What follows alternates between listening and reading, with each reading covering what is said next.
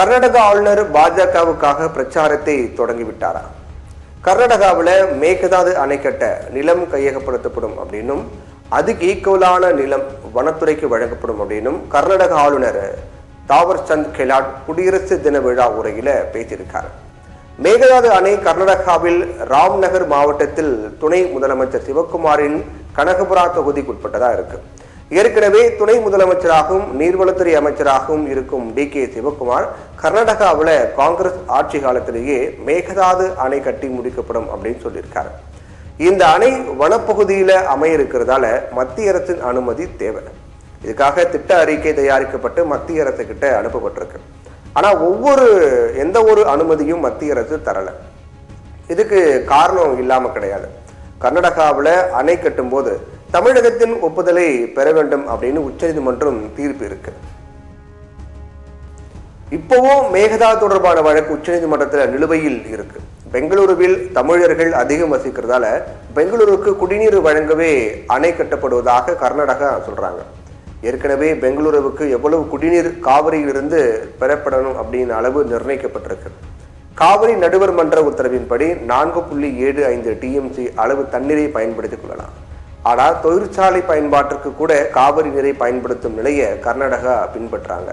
கழிவு நீர் சுத்திகரிப்பு, மழைநீர் சேகரிப்பு போன்றவற்றால் தொழிற்சாலைகளின் தேவைகளை கர்நாடகா நிறைவேற்றிக் கொள்ளணும் அப்படின்னு தமிழக அரசு வாதாடுறாங்க.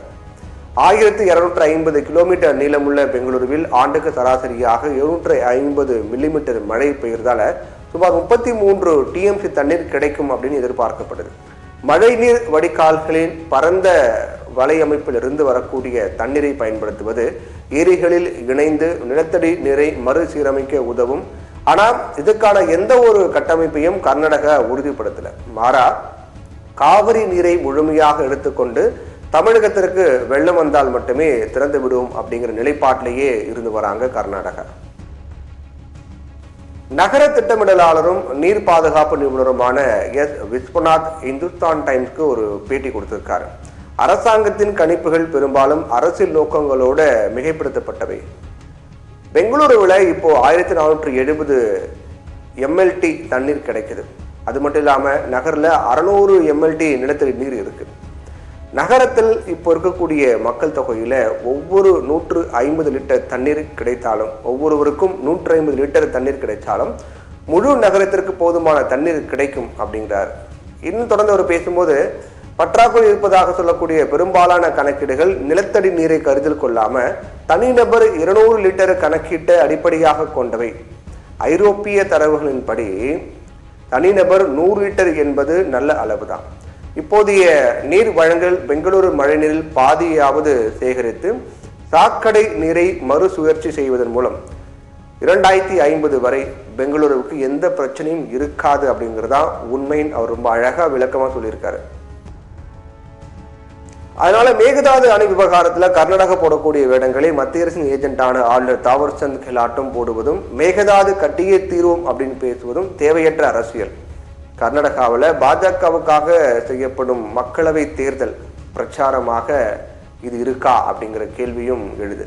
கர்நாடகா மட்டும் கிடையாது, கேரளாவிலும் ஆளும் கம்யூனிஸ்டுகளுக்கும் காங்கிரசுக்கும் தமிழகத்திற்கு எதிராக கை கோர்த்திருக்காங்க அப்படின்னு சொல்லலாம். கேரள சட்டமன்றத்தில் ஆளுநர் ஆற்றிய உரையில் முல்லை பெரியாறு அணைக்கு பதிலாக மாற்று அணை கட்டப்படும் அப்படின்னு அறிவித்திருக்காங்க. கர்நாடக காங்கிரசும் சரி, பாஜகவும் சரி, கேரள கம்யூனிஸ்டுகளும் சரி, காங்கிரஸாரும் சரி, தமிழகத்திற்கு தண்ணி தராம தடுக்க என்னென்ன செய்யலாம் அப்படின்னு சிந்தித்து காலத்தை கழிப்பதை விட மாற்று ஏற்பாடுகளை யதார்த்தமான உண்மைகளையும் பேசுவதா ஒருமைப்பாட்டுக்கு வழிவகுக்கும்.